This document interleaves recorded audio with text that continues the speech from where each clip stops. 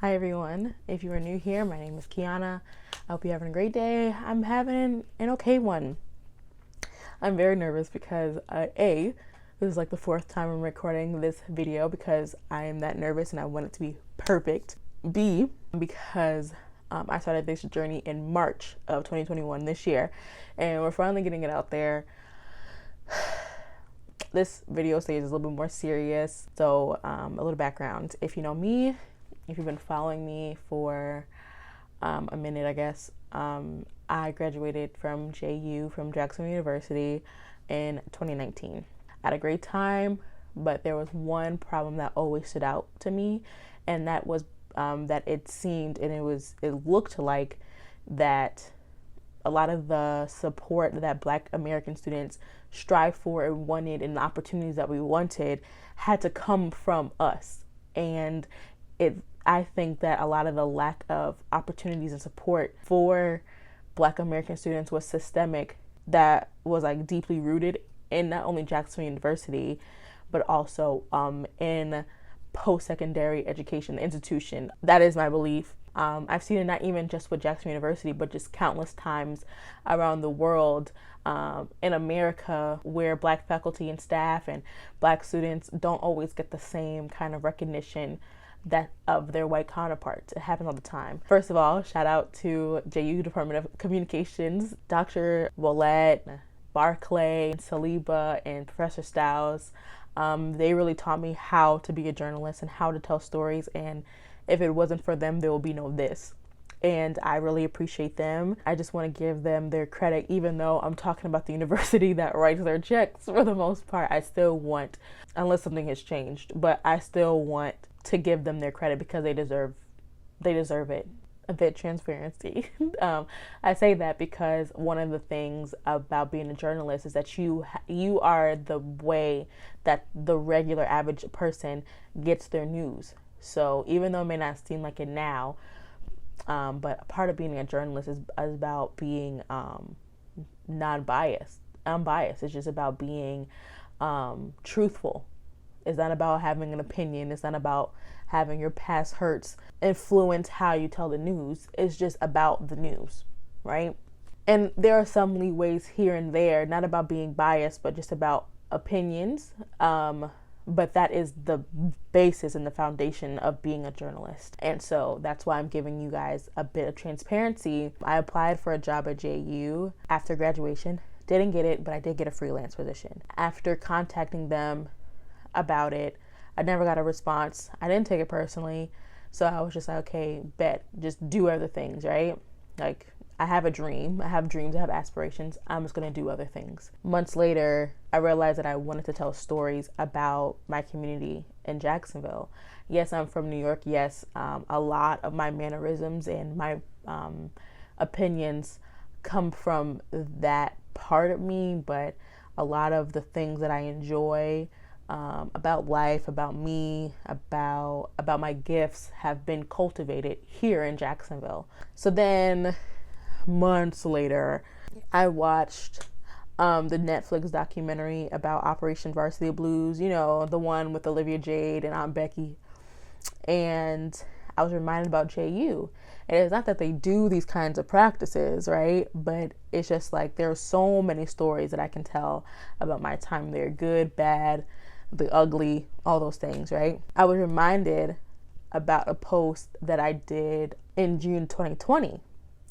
And it's just so much information, y'all. Just bear with me, please, okay? On June 2nd, JU put out a press release of sorts about standing with their Black students. This is when Ahmaud Arbery and Breonna Taylor and George Floyd were trending topics. So I guess JU felt the pressure to say something. After years of not feeling important because of the lack of participation from them in during Black History Month, and years of just seeing things that don't look right, and they put out a statement, and it was awful, if you ask me. Blankets language, basically language. I call it like a tent prayer, you know, prayers that cover everything and don't touch nothing, as in like you don't feel it, and like that's the kind of language they use. Like it It covered all the bases, but they said a lot of words that meant nothing. They didn't even use the word black. And if you're talking about black problems, black plight, it'd be nice to know that you know who you talking to. But they knew who they was talking to, and it wasn't us, child. There was one part of the press release where I was just like, y'all, what are y'all doing? And this is what it was. We also stand united with those who believe every voice must be heard. As an institution of higher education, we believe strongly in the value of spirited, open, and honest discussion, rooted in respect and civility. What does that mean? So I wrote back. Spirited and open dialogue read to me like they wanted to remind the Black students that whatever space they, being JU, created for us, being Black students, won't be that safe. It will seem like it is for them, the Black students, but it is just a place for all opinions to live, no matter how dangerous. Basically saying, like, we don't need conversation. We need work. We need boots on the ground. We need things and systems in place to make sure that we know that y'all support us. You know what I'm saying? Too much has gone on. Too much has gone on for spirited and open conversation to be the only thing that you grant us, right? In that post, I outlined many things that didn't sit right with me as a Christian Black woman student that went to that school. One of the things I did not mention was the discontinuation, come on, me saying that word, right? Come on, college graduate, of the Upward Bound program. And I'm reading straight from the U.S. Department of Education about what that program is. Upward Bound provides fundamental support to participants in their preparation for college entrance. The program provides opportunities for participants to succeed in their pre-college performance and ultimately in their higher education pursuits. Upward Bound serves high school students from low-income families, high school students from families in which neither parent hold a bachelor's degree. The goal of Upward Bound is to increase the rate at which participants complete secondary education and enroll and graduate from institutions of post-secondary education. This is people who would not normally be exposed to college are now being exposed to college because of government funding programs. And that is an amazing thing. A lot of the Black, not most, but a lot of the Black population of JU came from programs like this. I was in trio, and neither of my parents hold a bachelor's degree. My mom went to nursing school, but that's not a bachelor's degree.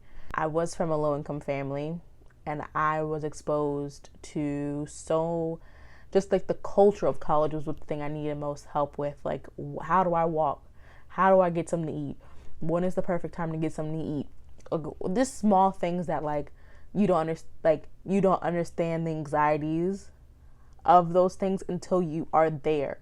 You know what I'm saying? And that trio program really helped me understand and cultivate those those exercises to ease that anxiety around college. So going back to the Upward Bound program at JU, one day they just stopped it, and it seemed like out of nowhere in 2017.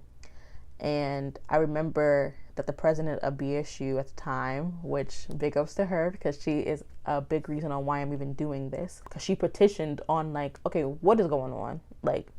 This don't even seem right, you know what I'm saying? And so they wrote a letter back and was like, we just think, let me not be messy. They were just like, we just think it's unsafe for students to walk across the street to the Upward Bound office. So yeah.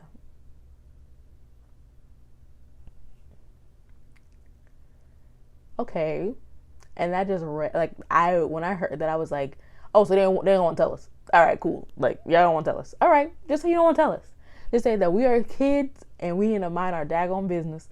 And and they're a private institution. They don't have to tell us what's going on. You know what I'm saying? In articles that I read, they said that they stopped the program because they wanted to solely focus on the Arlington area. And so with that, they created the Renew Arlington initiative, the Renew Arlington plan. And I read into it. I went to a panel about it, and my main focuses that I wanted to know, the responses I received about those things were not promising. And that is the introduction of this series.